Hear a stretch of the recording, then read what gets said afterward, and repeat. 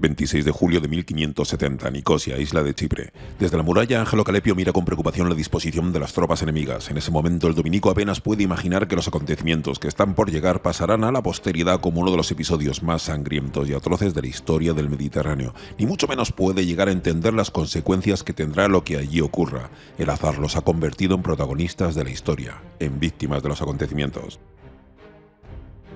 Por ahora Calepio apenas puede contener la ira. Es un espectáculo digno de ver. Los otomanos han llegado a las afueras de la ciudad perfectamente organizados. Los tambores y los pífanos han acompañado al inmenso ejército en su aparición frente a las murallas. La caballería preparada, vigilante ante cualquier posible salida de la guarnición de la ciudad. Las mechas de sus mosquetes encendidas. El gran turco conoce bien la guerra psicológica. Ha preparado al detalle la escenografía.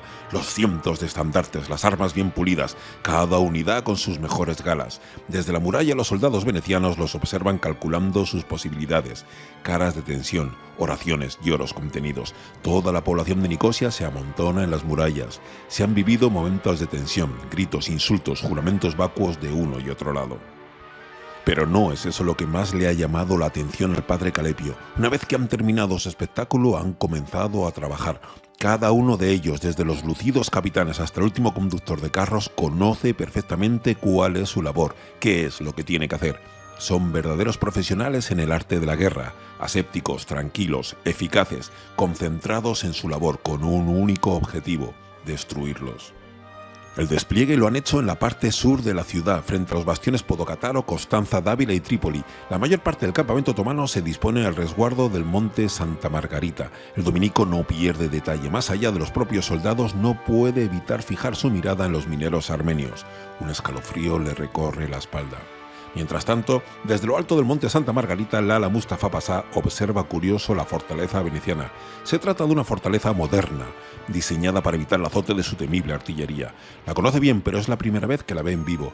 El Pasá observa complaciente el despliegue de sus fuerzas. A sus pies la explanada frente a la ciudad bulle de actividad. Soldados, tapadores y artesanos de todo tipo trabajan sin descanso. Tampoco faltan los derviches y los imanes para asegurar que las almas de los que allí están por morir lleguen al paraíso. Han venido fuerzas de todo el imperio a la llamada de Selim II. Entre las tropas destacan los 6.000 genízaros, la élite otomana, y los 4.000 sipahis, los caballeros montados, todos ansiosos por comenzar la batalla, todos concentrados en sus respectivos trabajos. Por allá a lo lejos están las tropas de Alepo a cargo de Dervish Pasá. Algo más cerca ve las tropas del Egeo. Su comandante Muezzin Sade Pasá lidera los contingentes que han llegado desde Galípoli hasta Rodas. Hassan Pasá está al frente de las tropas de Caramán, excelentes soldados. También han llegado desde Trípoli, Yemen, Anatolia o Rumelia. Todos están aquí para servir al sultán y sus respectivos señores, pero por encima de todo a su dios Alá. Si el cumplimiento de sus funciones pueden hacerse con un buen botín, será la voluntad del mismo. El fraile envidia la capacidad de organización de su formidable ejército, la disciplina de sus líderes, esa calculada y fría puesta en escena. Si no fuera por el terrible significado que lleva detrás, si no fuera porque el único objetivo de esa marea humana es doblegarlos, aplaudiría la actuación. Tiene ante él la máquina de guerra más perfecta que existe en ese momento. Ha oído hablar de los temibles mineros armenios, de ese cuerpo ingente de zapadores. Ahora los tiene ante sí. Son más numerosos que la propia población de Nicosia. Las tiendas van apareciendo por todas partes. Grandes empalizadas y terraplenes empiezan a crecer. En un incómodo silencio, sin acritud. Han venido a acabar con todos ellos y saben cómo hacerlo. Las murallas de Nicosia están abarrotadas de gente aquel día. Algunos lloran, otros callan, otros recuerdan a los caballeros de San Juan. Hace ahora 5 años los famosos caballeros defendieron su isla contra una fuerza similar a esta y triunfaron. Eran menos y triunfaron. El fraile no dice nada, pero sabe que Niccolò Dandolo, el líder militar de la ciudad, no es Jean Paguissot de la Valette. De hecho, Dandolo a los ojos del fraile es un perfecto inútil. Calepio maldice la suerte de la plaza. Hace apenas unos meses murió Lorenzo Bembo, el antiguo gobernador. Él sí era un líder válido. La República de Venecia les envió entonces a otro capitán a defender la isla, Juan Martinengo. Murió en el viaje. Solo queda Dandolo, incapaz de Dandolo. Gracias a Dios, Venecia también envió otro capitán, Attore Baglione. Él sí conoce el arte de la guerra. Durante los últimos meses ha revisado una a una todas las fortalezas de Chipre. Decidió que solo 2 podrían aguantar la fuerza invasora con garantías: Famagusta y Nicosia. Kyrenia al norte, a pesar de estar amurallada, no podrá resistir mucho. Igualmente se han hecho esfuerzos por mejorar las defensas de las tres. El fraile recuerda con pesar el desarrollo de los últimos meses. Los griegos locales, ignorantes del peligro, han ignorado todos los preparativos necesarios. Dicen que no creen que el turco venga a atacarlos, pero Calepio sospecha que odien más a los venecianos que a los otomanos. También recuerda cómo Baglione ha discutido con Dandolo sobre los arreglos de las murallas. El inútil gobernador ha estado más preocupado por los costos que por la seguridad de la plaza. Malditos venecianos, solo les importa el dinero. Para su desgracia, Baglione se encuentra en Famagusta en ese momento. Todos pensaron que sería el primer lugar en el que atacarían los otomanos. Se equivocaron. El dominico se resiente. Si el capitán no vuelve a Nicosia, la plaza caerá. Cerca del fraile, observando el despliegue otomano, se encuentra el ingeniero Sozomeno. Desde las murallas puede ver miles y miles de soldados y zapadores montando tiendas, cavando trincheras, fabricando empalizadas o lugares para guardar el ganado. Lo hacen tranquilos, observados por todos los habitantes de Nicosia. El ingeniero tampoco dice nada. Se muerde los labios maldiciendo su suerte. El enemigo está desplegando sus fuerzas a voluntad, sin ningún tipo de hostigamiento, igual que hiciera el desembarco días atrás, sin que nadie entorpeciese su entrada en la isla. Hace unas horas, él mismo pidió a Dandolo que dejara salir a los estradiotes, la caballería albana, para hostigar al enemigo. El comandante no solo no lo ha hecho, sino que ha descabalgado a los caballeros y los ha puesto a defender las murallas. Abie no es consciente de lo que han hecho. Son uno de los mejores cuerpos de caballería de Europa y los ha descabalgado, por el amor de Dios. En breve, cuando el turco haya terminado de montar sus baterías y defienda sus puestos con fuego de artillería, será demasiado tarde.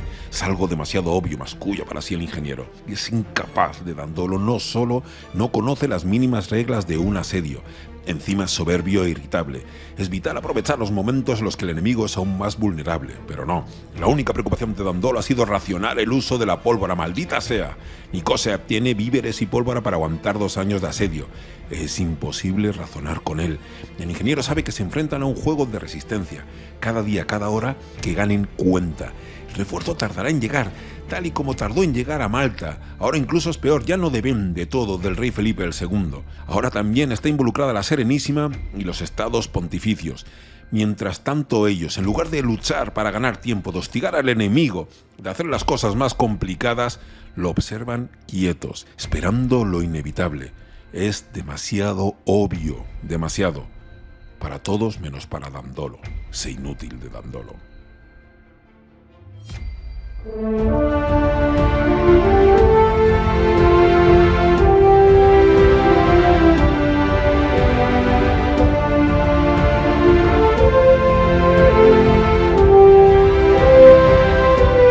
Crónicas de un tercio viejo. Acabamos de ver a Calepio y a Sozomeno observar cómo se dispone el ejército otomano frente a Nicosia. No son personajes inventados, son perfectamente reales y sabemos lo que piensan porque dejaron escritas sendas crónicas del asedio, de aquel asedio que vamos a tratar en profundidad.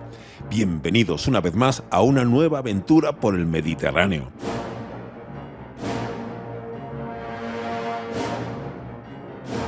Empezamos campaña y la empezamos fuerte.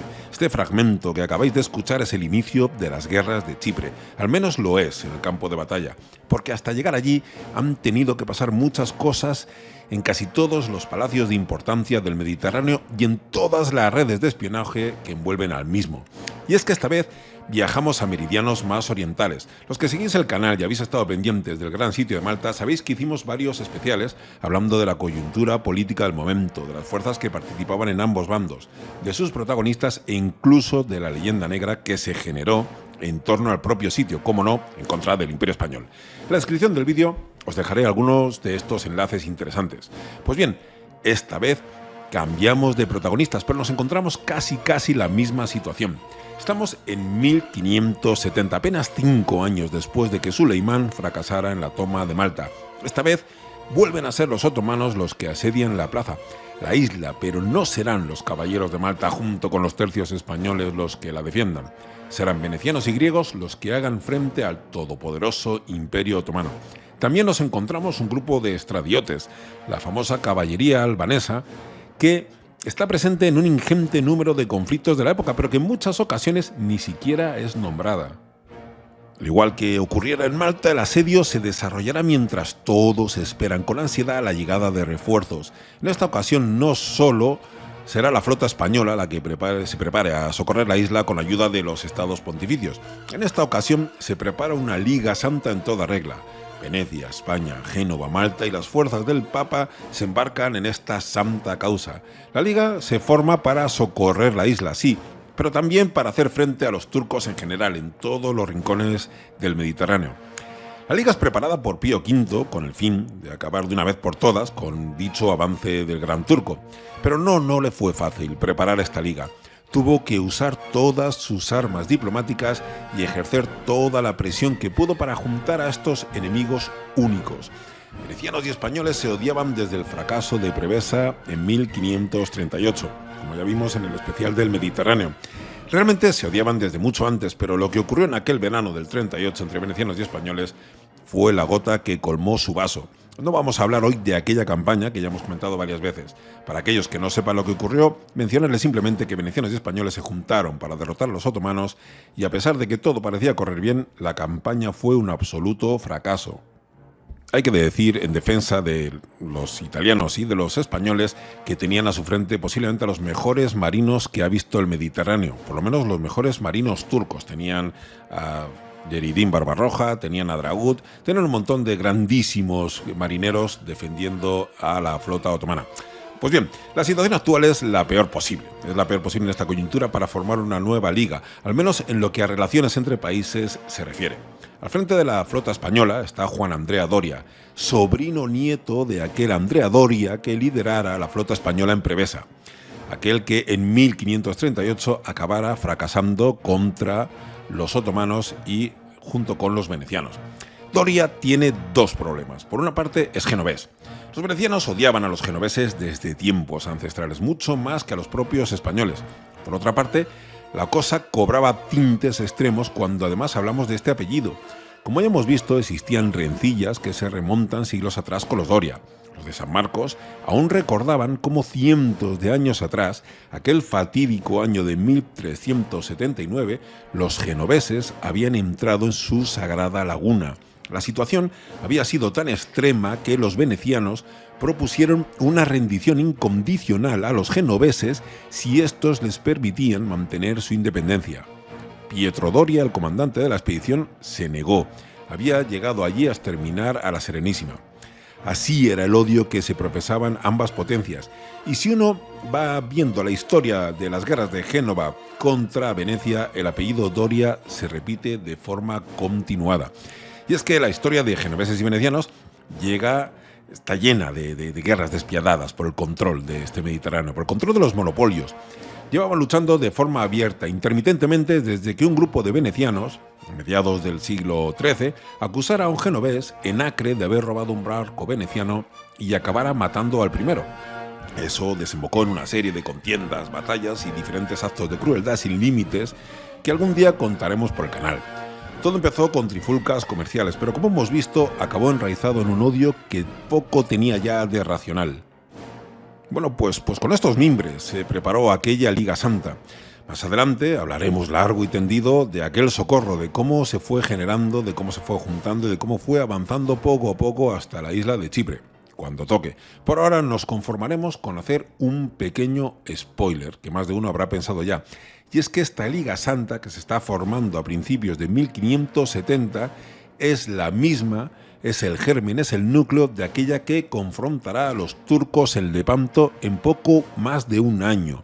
Los acontecimientos que ocurrirán aquí serán de hecho los detonantes de esa sonada batalla naval, la más grande jamás conocida, que diría el bueno de Cervantes más adelante.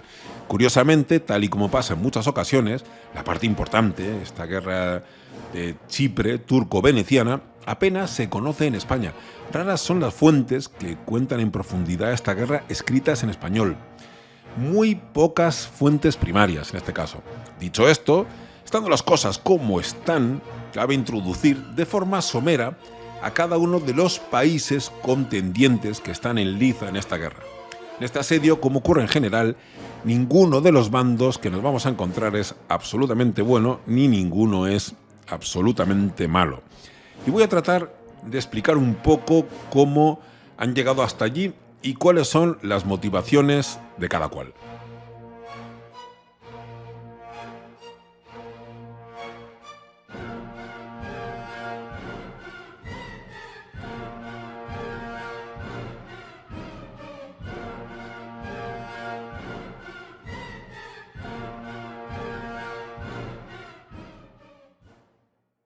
Empecemos con Venecia.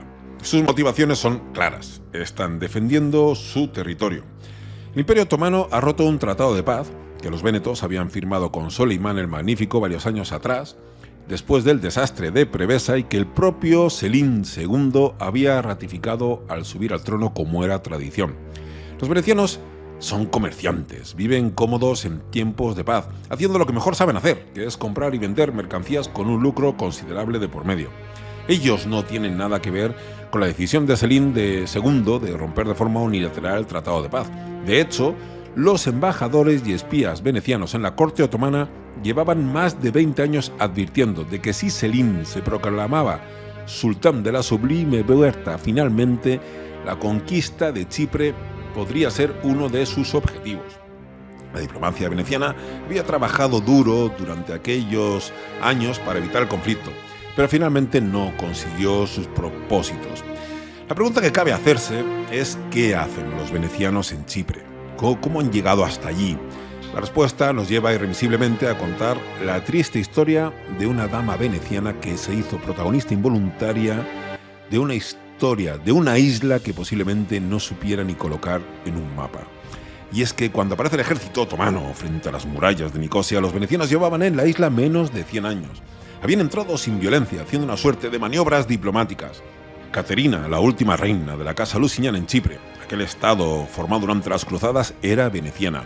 El último de los reyes de la Casa Lusignan, Jacobo II, viendo cómo ascendía de forma imparable el Imperio Otomano, había buscado protección y había optado por aliarse con la Serenísima. Para ello había decidido unirse en matrimonio con una joven de una de las más poderosas casas venecianas, los Corner. Los venecianos, que jamás hicieron caso omiso cuando una ventana de oportunidad se abría ante ellos, reaccionaron de forma contundente. Tanto que la joven veneciana, Caterina, acabaría siendo la primera mujer hija adoptiva de San Marcos. Pues bien, la joven viaja a Chipre después de realizada la boda, pero solo convive con su marido unos meses. Jacobo muere poco después y lo hace dejando a la reina embarazada del que sería Jacobo III. Los venecianos, reconociendo enseguida las señales, no pierden pausa. Este reino nato era el camino para dominar la isla. Aquí cabe decir que la isla de Chipre estaba en un lugar excepcional para todo lo que el comercio se refiere. También es un lugar con un clima excepcional y con unas buenas condiciones para la agricultura. Se trata de una isla que siempre había sido objeto de deseo para todos los reinos que se movían por el Mediterráneo, pero más aún para las repúblicas marinas italianas. Una vez que se encuentran con la muerte de Jacobo II y con el fin de defender sus intereses, los venecianos habían decidido mandar una flota a la isla. Conociendo cómo se movían los vénetos y cuál era su empatía para con el resto de pueblos, no cuesta imaginar cómo debieron ser las relaciones entre chipriotas y vénetos durante aquellos meses. Al poco de llegar, como era previsible, los chipriotas estallan y se produce una revuelta. Al frente, el obispo mismo de Nicosia. Los conspiradores entran en el Palacio de Famagusta, asesinan delante de la joven reina a su tío, a su primo, a su médico personal y a su chambelán. La joven Caterina tiene 19 años y su hijo apenas 3 meses en ese momento. El objetivo de los conspiradores es claro. Quiere que salgan los vénetos de la isla. Obligan a la joven madre a abdicar el trono en Alfonso de Aragón, hijo bastardo del rey de Nápoles. Para los venecianos, las cartas no pueden venir mejor dadas. Esa afrenta contra la República les acaba de colmar de razones para tomar el control de la isla y proteger a la legítima reina. Todo esto ocurría a finales de 1473. En breve, los conspiradores son retenidos, son llevados a la horca y los venecianos finalmente toman el control efectivo de toda la isla. Para la pobre reina, las desgracias no acaban ahí. Su hijo morirá al poco con tan solo 1 año de vida. La versión oficial, enfermedad, pero muchos dicen que fue envenenado porque era un sucesor incómodo. Caterina es aislada, pero mantenida viva para legitimar la presencia de Venecia en la isla. 15 años después estalla otra revuelta. Los vénetos ven en esta las razones que necesitan para hacerse ya con el control oficial por parte de la Serenísima. Con la excusa de defender a la pobre dama, a la que a nadie le importa realmente, la hacen abdicar del trono en favor de la República de Venecia y volver a su ciudad natal. Corre el año 1489. En numerosos lugares se describe la procesión de la última reina de Chipre, que subida a su caballo, vestida con un riguroso negro, abandona la isla con lágrimas en los ojos. La joven Caterina sería compensada con el condado de Asolo en terra firme, y la república se haría con el objeto de su deseo, el control absoluto de la isla de Chipre, sin más reyes de por medio, directamente gestionada por la propia Serenísima. La desdichada reina moriría 20 años después. Durante sus últimos años, Asolo cobraría fama de ser un lugar de encuentro de artistas y escritores. A partir de ahí, Venecia hizo lo de siempre. Los vénetos se concentraron en unas cuantas ciudades, Nicosia y Famagusta mayormente, y acabaron ninguneando a la población local. Esto era típico de las repúblicas marítimas italianas. Por lo general, no solían colonizar los lugares en los que estaban, simplemente los usaban como puertos comerciales. En el caso de Chipre la cosa es aún peor. La república usará la lejana isla como colonia penal para contener asesinos y disidentes políticos. El valor de sus gentes, esos nativos chipriotas, era el valor que pudieran tener como mano de obra esclava atendiendo sus campos. En 1508, un viajero que pasa por la isla confirma este punto, sentenciando que todos los habitantes de Chipre son esclavos de los venecianos. La isla se convierte así en un inestimable enclave comercial. Pero esto solo repercute en las arcas de los venecianos. Obviamente, cuando son atacados por los otomanos, se sienten completamente legitimados para defender sus posesiones. Y de facto lo son sus posesiones.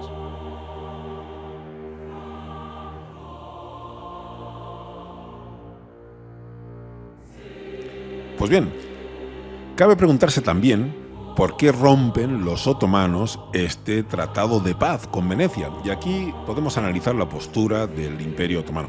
¿Por qué querría la Sublime Puerta acabar con algo que estaba funcionando tan bien? Los hijos de Osmán eran excelentes soldados, pero no tan buenos gestores. Los venecianos, por contra, eran comerciantes de primera y pagaban fielmente sus tributos. La simbiosis era perfecta. Esto parecía entenderlo mejor que nadie el todopoderoso gran visir Mehmed Sokullu. Quizás es por ello que cuando años atrás, en 1560, siendo ya él gran visir y aún en el sultanato de Suleimán, toma una cuestionable decisión. Los nativos chipriotas habían mandado una embajada desesperada a Estambul. Ofrecían su colaboración a la Sublime Puerta para echar a los venecianos y vivir bajo el dominio otomano. Sokullu, en ese momento, decidió abordar el tema por su cuenta. Entregó a los chipriotas al embajador veneciano y estos desaparecieron convenientemente. No cabe duda de que los venecianos agradecerían el gesto con una buena suma, pero tampoco es de extrañar que el gran visir entendiera que las cosas estaban bien como estaban. Los territorios venecianos que pagaban grandes tributos se acababan convirtiendo en lugares deficitarios cuando eran conquistados y entraba la administración otomana a ejercer el control. Esto el gran visir lo sabía perfectamente. Sin embargo, todo cambia con la llegada del nuevo sultán. Suleimán había muerto en 1566, apenas 4 años atrás, y Selim II había accedido al trono. La disputa por el sultanato, según las leyes otomanas, se hacía una vez muerto el sultán. El primero de los hijos varones que llegaba a Estambul se hacía con el control. Después acababa asesinando al resto de hermanos, y lo hacía por ley. Era una norma tan salvaje como funcional. Sin embargo, en el caso de Selim II, esto no había sido así. Sus partidarios, sabedores de la inutilidad de Selim, habían actuado en vida de Suleimán y habían conseguido que todos los hijos capaces de plantarle cara a este Selim fueran eliminados antes convenientemente. Quizás en otro momento abordemos este tema en profundidad, pero desde mi punto de vista, y esto es una opinión muy personal, estas guerras intestinas, estas guerras internas para llevar a Selim al sultanato, fueron una de las razones de peso para que llegara el principio del fin de la época dorada del Imperio Otomano. Y aquí hago un inciso personal.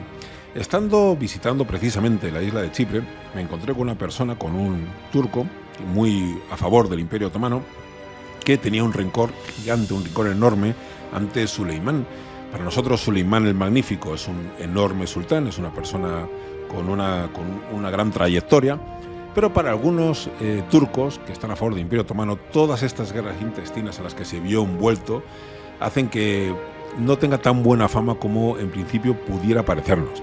Sea como fuere, hay que ponerse en la situación de Selim II.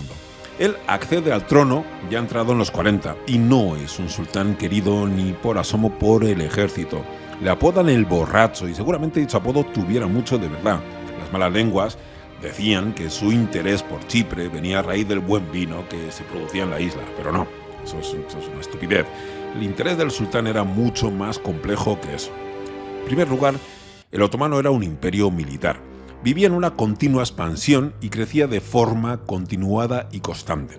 Un sultán nuevo solo podía legitimarse frente a su pueblo y, más importante aún, frente a su ejército a través de las conquistas. Conquistar no era una opción en el Imperio Otomano, era una obligación, más aún para un sultán que no tenía el favor del pueblo. En segundo lugar, había un motivo tradicional por medio. Todos los sultanes construían una gran mezquita en su nombre. Dicha mezquita iba acompañada de un gran vakif, una suerte de institución piadosa orientada a dar un servicio a los más pobres. Por ello que casi todas las grandes mezquitas que uno puede ver en el Imperio Otomano están rodeadas siempre de instalaciones diversas. Entre ellas podemos encontrar madrasas, que son las escuelas coránicas, bazares, comedores para pobres, universidades, baños públicos, etc. Bueno, pues esto es el vakif, esta es la institución que acompaña a las mezquitas. El tamaño y la belleza de esta mezquita y de estas instalaciones es, de alguna manera, el más importante legado que podía dejar un gobernador otomano de la época. El problema para el sultán era que la recaudación de fondos de estas mezquitas, de estos vakif, según la tradición, tenía que ser conseguida a través de las arcas del enemigo, a través de las arcas cristianas, en el botín de una conquista. Selim II tenía ya proyectada en este caso su mezquita en Edirne, y lo había hecho el gran arquitecto Sinan, el arquitecto de Suleimán el Magnífico, el mayor arquitecto de todo el Imperio Otomano. Pero necesitaba urgentemente los fondos para comenzar a construir. Y estos fondos, como hemos dicho, tenían que venir de una conquista y de las arcas cristianas. En tercer lugar, muchos no acaban de entender por qué a estas alturas Chipre aún no pertenecía a los hijos del mar. Muchos otomanos, por supuesto. Y si uno revisa la situación política del siglo XVI, la situación geográfica también, verá que la isla en cuestión estaba completamente rodeada por territorios otomanos. Para algunos era casi una afrenta, y de esta opinión era Mustafa Lala Pasá. Lala era el término que se le daba a los tutores de los príncipes otomanos. Él lo había sido de Selim, él había sido el tutor de Selim en la juventud del mismo. Conocedor, como era este Lala Mustafa Pasá, de que su destino estaba inexorablemente unido al del sultán, el viejo Pasá, que era de origen bosnio, había sido uno de los más activos en las maniobras para llevarlo a dirigir la sublime puerta. Pues bien, también fue uno de los más activos para convencer al sultán de las bondades de la conquista de Chipre. De hecho, acabaría siendo el propio Mustafa, como hemos visto, el que dirigiera las operaciones de conquista. A favor del Pasá estaba Piali Pasá, el almirante de la flota otomana, que, como ya vimos en el gran sitio de Malta, había sido parte activa en el fracaso de la conquista de la isla sanjuanista. El almirante necesitaba urgentemente limpiar su imagen, cuanto antes. Pues bien, detrás de estas tres razones a favor, una razón para que Selim se fuera reconocido por el ejército, otra razón para hacer su mezquita y otra razón geoestratégica para conquistar la isla, nos encontramos a la contra, como ya hemos visto, al gran visir, al todopoderoso Mehmed Sokullu, enemigo íntimo además de Mustafa Lala Pasá.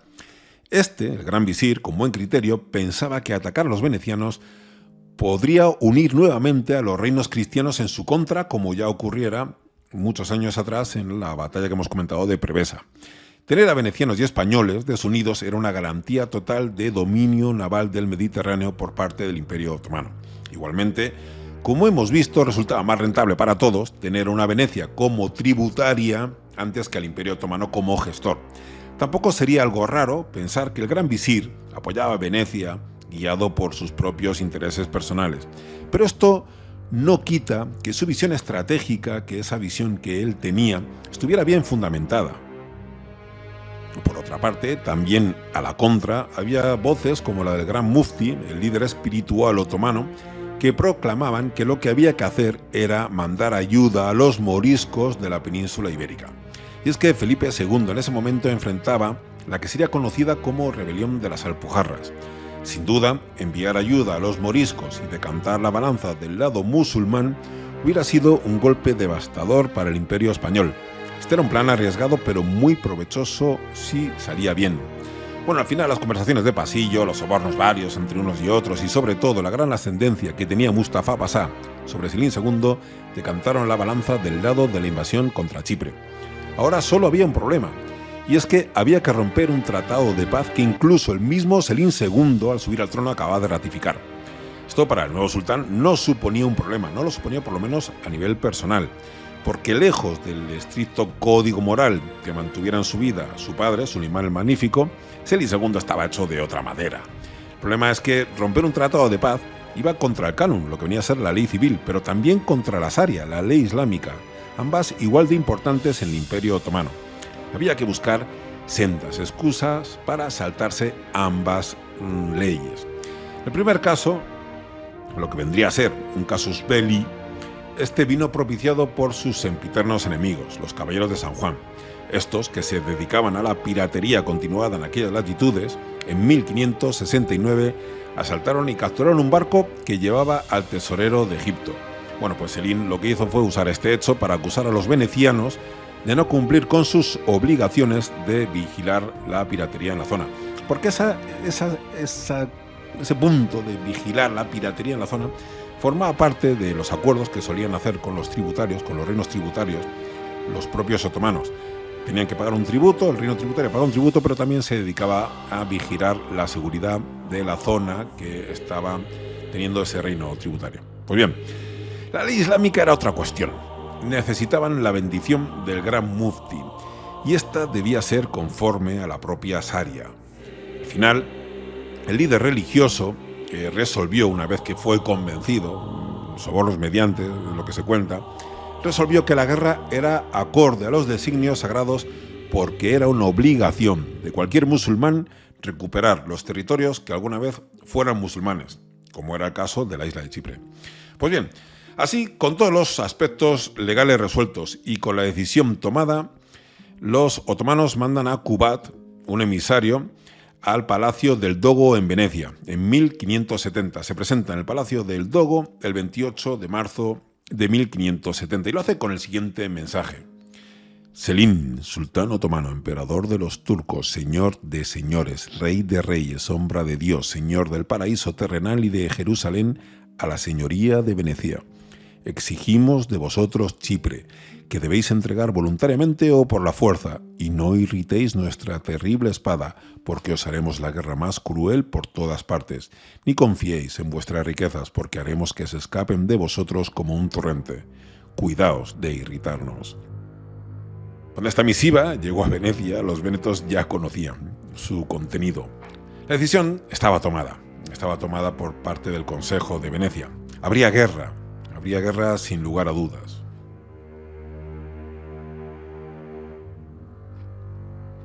Bueno, pues, vista la postura de los otomanos y cómo le declaran la guerra y cómo se mueven para declararlo, vamos a ver la postura de los chipriotas, de los nativos, que ajenos a todos estos movimientos diplomáticos, en medio de ambos bandos, pues están ahí, están ellos los nativos.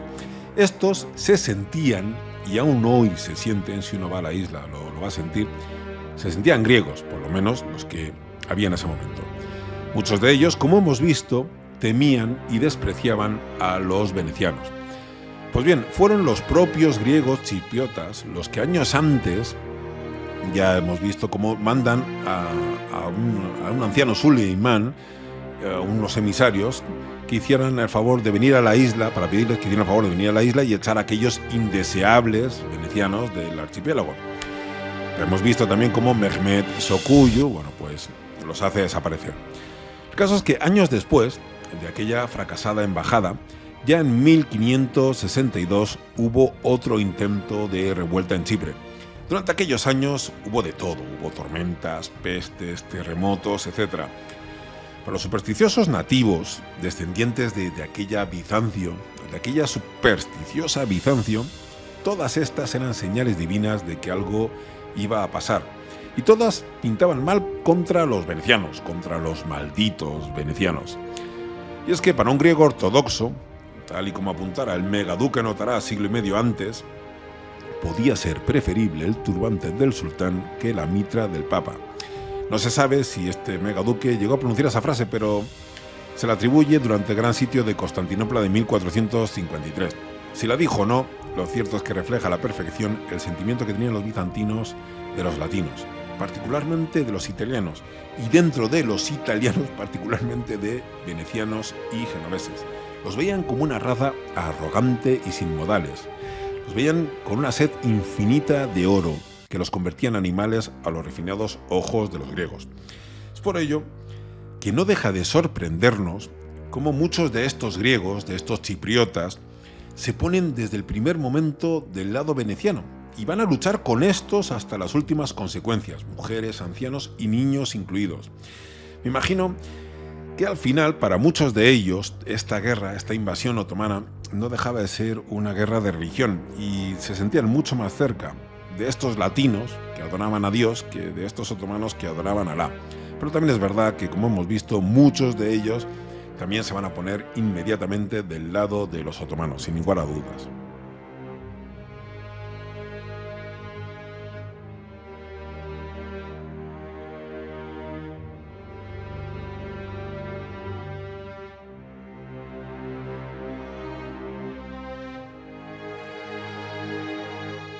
Bueno, ¿y cuál es la labor de los estados pontificios?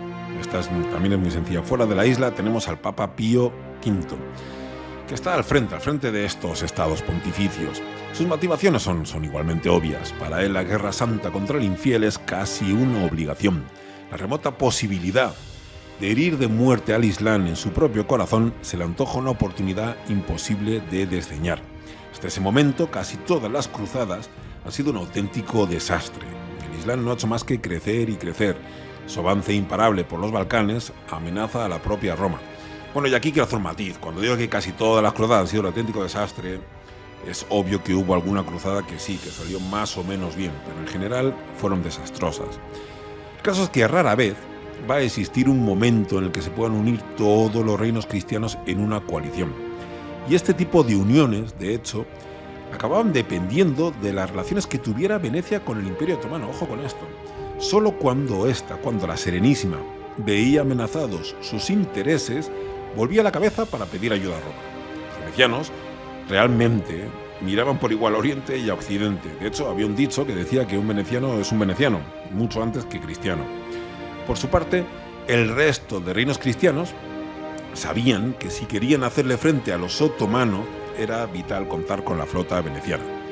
Así que cuando estos venecianos son atacados y le piden ayuda a los estados pontificios, Pío V lo vio claro. Hizo un demoledor esfuerzo diplomático por unir a unos reinos que tenían más que razones para odiarse unos con otros, pero también tenían razones para colaborar. Y al final Pío V lo conseguiría que colaboraran. Bueno, ¿y cómo consigue que colaboren?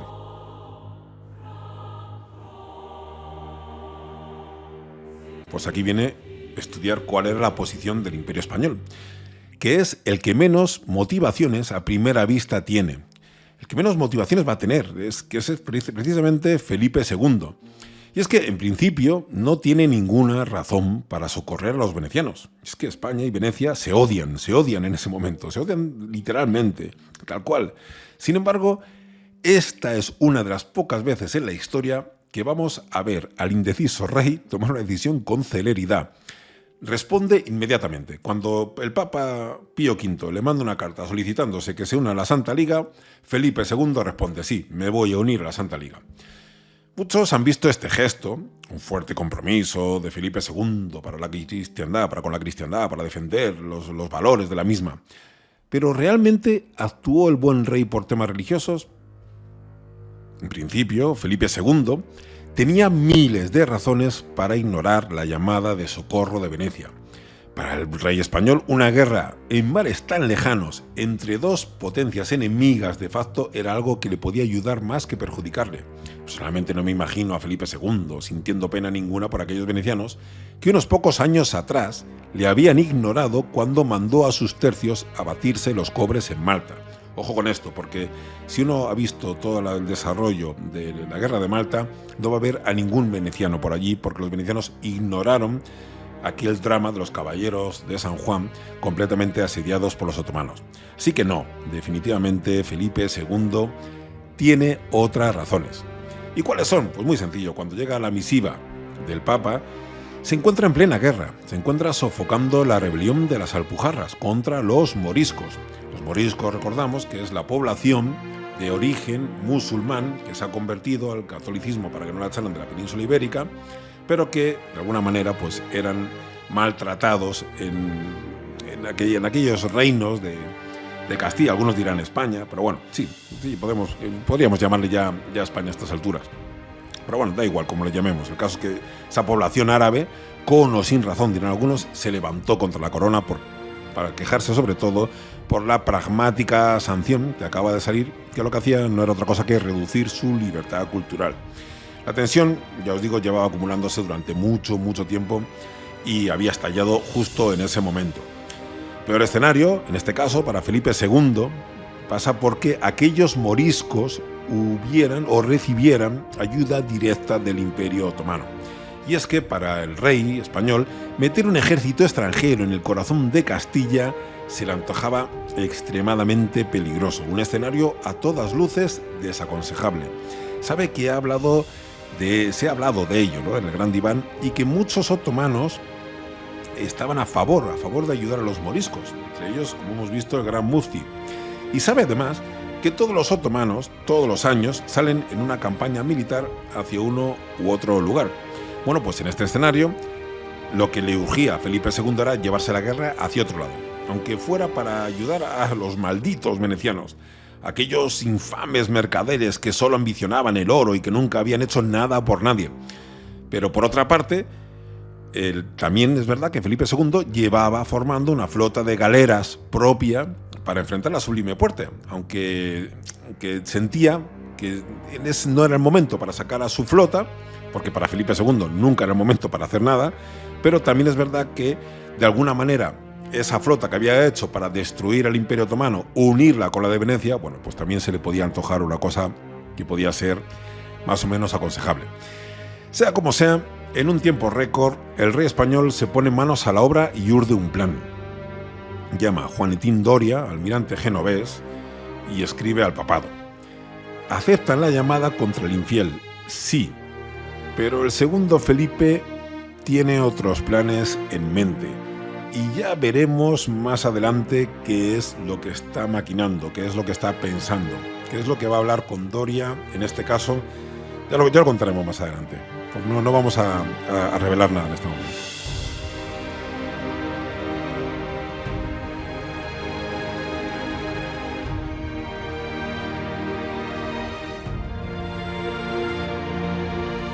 Bueno, como hemos visto, Doria viene de Génova, que al igual que Venecia, es un estado mercantil.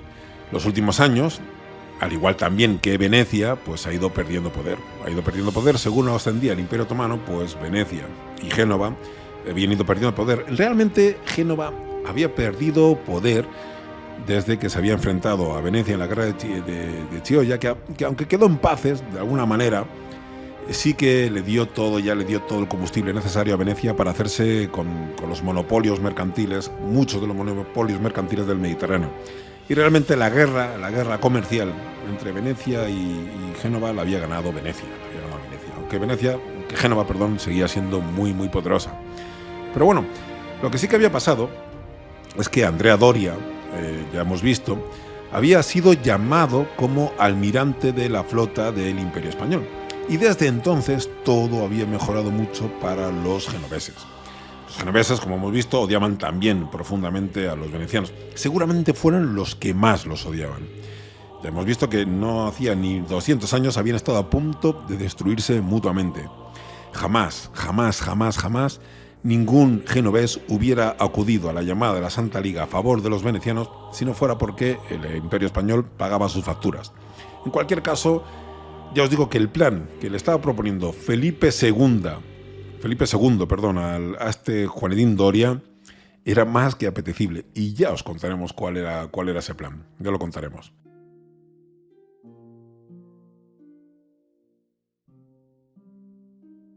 Bueno, tenemos otros países por medio en toda esta liga.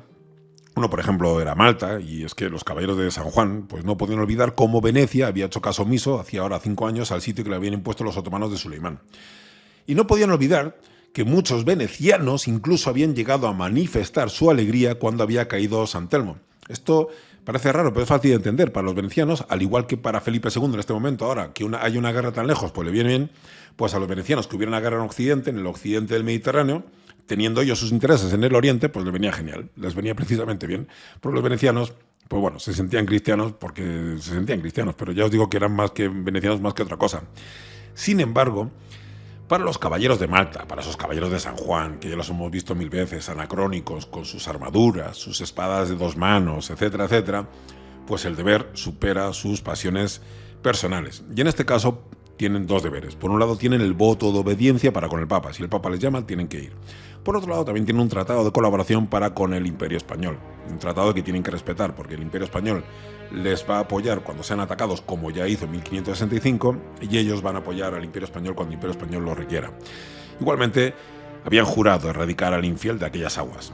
Desde aquel sitio de Malta, además, en el que los otomanos devastaron su isla, ese juramento estaba más presente que nunca. Es decir, los caballeros de Malta, más allá del odio que pudieran tener a los venecianos, odiaban más que a nadie en el mundo a aquellos malditos turcos.